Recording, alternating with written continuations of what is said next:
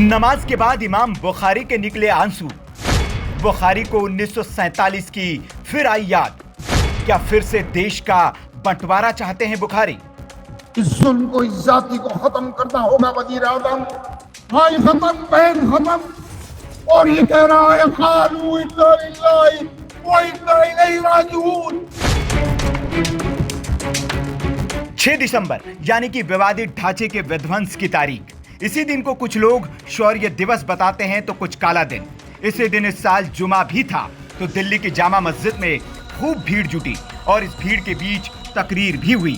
तकरीर की जामा मस्जिद के शाही इमाम अहमद बुखारी ने। इस तकरीर में बुखारी पहले धमकाते दिखे, उकसाते दिखे और फिर रोते हुए भी। उनकी बेबसी उनके आंसुओं से साफ झलक रही थी।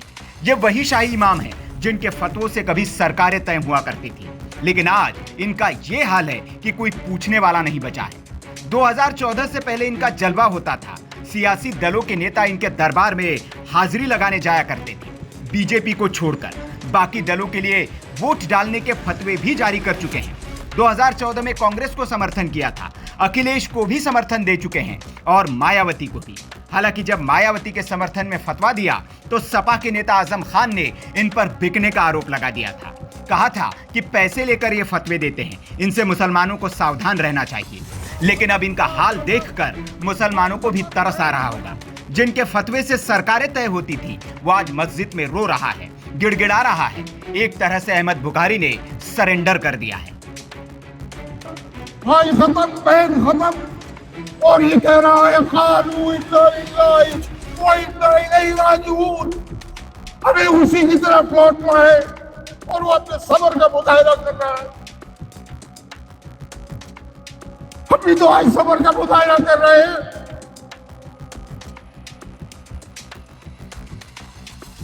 इस मुल्क में भी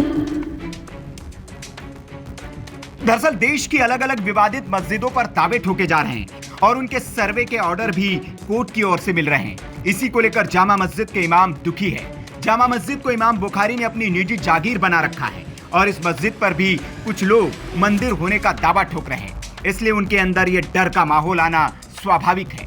हालांकि इमाम साहब वक्त की नजाकत को जानते हैं कि केंद्र और देश के अलग अलग राज्यों में जिनकी सरकारें हैं उनकी हमेशा उन्होंने मुखालफत ही की है, इसलिए उनकी सुनवाई तो संभव है ही नहीं। इसलिए वो मुसलमानों से दिखावे के लिए ही सही शांति की अपील भी कर रहे हैं। खत्म, बाप खत्म, भाई खत्म, बहन खत्म। और ये कह रहा है खालू इन्ना लिल्लाहि व इन्ना इलैहि राजिऊन। हमें उसी की तरफ लौटना है और वो अपने सब्र का मुजाहिरा कर रहा है।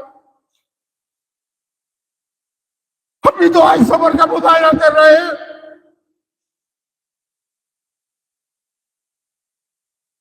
इस मुल्क में भी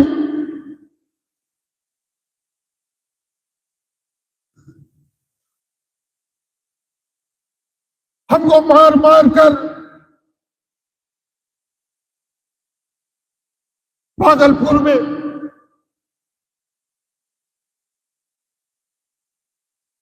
गोभी के खेतों में दबाया गया।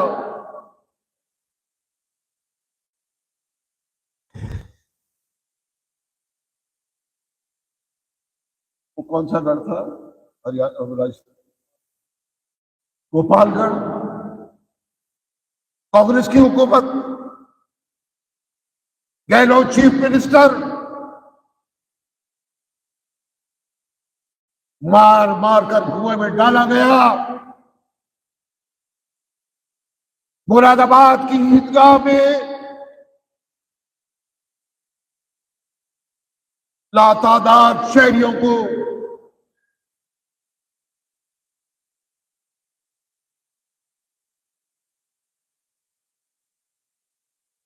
नींद की,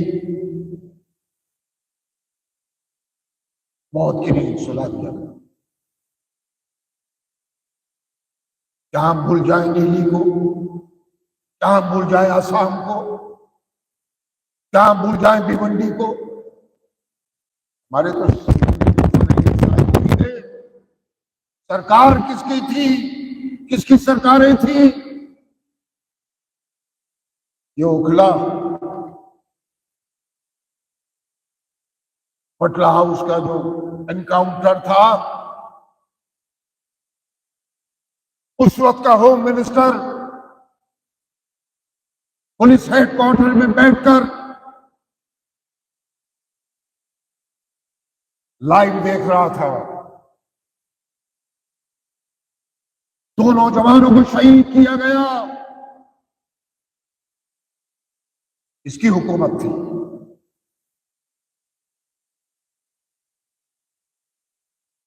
मेरठ में, मलियाना, हाशिमपुरा, क्या आप भूल जाए कौन था?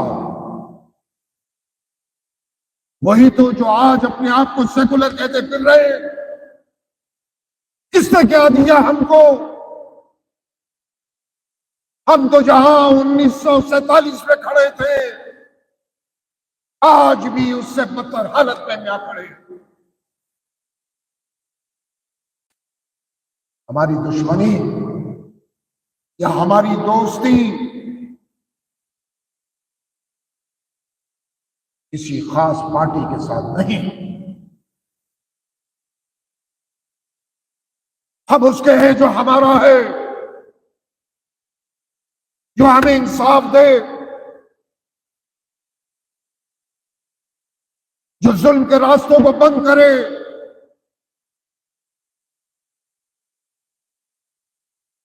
हमें तो दीवार तक पहुंचा दिया गया,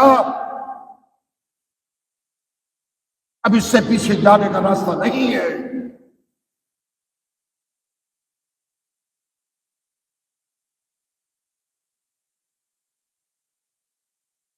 तो हम तो हुकूमत से ही कहेंगे कि रास्ता पैदा कीजिए, हम शिकायतों को दूर करने के लिए तैयार हैं, लेकिन यही अमल हम आपसे हम चाहते हैं कि हमारे साथ भी ऐसा। हमने तो हमेशा सब्र का मुजाहिरा किया है, जज्बात से किनारा किया है, और आज भी ऐसा है। इतना सब कुछ होने के बावजूद मुसलमानों ने सब्र का दामन नहीं छोड़ा। ये काबिल इत्मीनान है।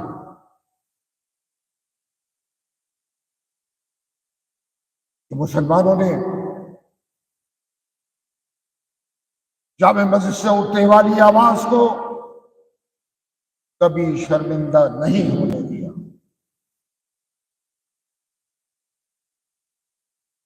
और हम आज भी यही दिखाएंगे और आने वाले कल में भी कि हम किस तरह सब्र का मुजाहिरा कर रहे हैं। हमें उम्मीद है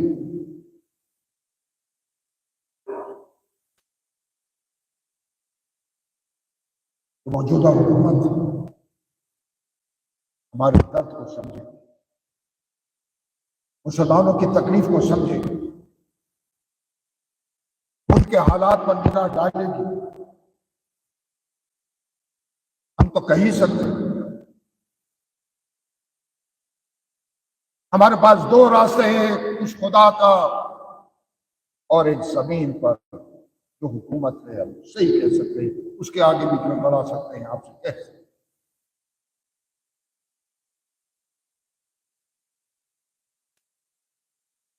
अब वजीर आजम बहुत हो चुका,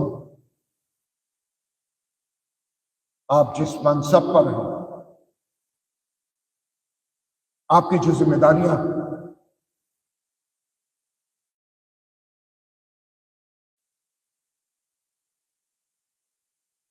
मैं चाहता हूं कि उसको आप पूरा करें, मुसलमानों के दिलों को जीते। आपके तो चंद अल्फाज इस मुल्क में वो माहौल पैदा कर देंगे जिससे जो वातावरण, जो माहौल बना हुआ और जो छोटे छोटे लोग इस मुल्क के माहौल को खराब कर रहे हैं, हालांकि उनकी कोई हैसियत नहीं, वो छुटपइये हैं, लेकिन बिगाड़ तो वो ही रहे हैं। तो इस बिगाड़ को, इस माहौल को खत्म करना होगा। मैं उम्मीद करता हूं हम इखलास के साथ ये बात करें कि वजीर आजम इस पर बहुत संजीदगी से गौर करें। करना न करना आपका काम है, कहना हमारा काम है, लेकिन मैं अपने फर्ज मनसबी को पूरा करना चाहता हूं, कर रहा हूं। आखिर में मैं अपने बुजुर्गों से, नौजवानों से बस इतना ही कहूंगा कि जज्बा ईमानी हमारी मुश्तरका असास है और हमें सब्र के साथ, तहम्मुल के साथ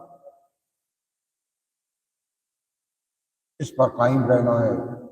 आपको बता दें कि हाल ही में यूपी के संभल में शाही जामा मस्जिद के सर्वे का कोर्ट ने आदेश दिया है, जिसके बाद खूब बवाल मचा। अब अजमेर दरगाह के भी सर्वे का आदेश दिया गया है। इसीलिए इमाम बुखारी ने अब पीएम मोदी से इस मामले में तत्काल संज्ञान लेने की अपील की है। Bureau report, VK news.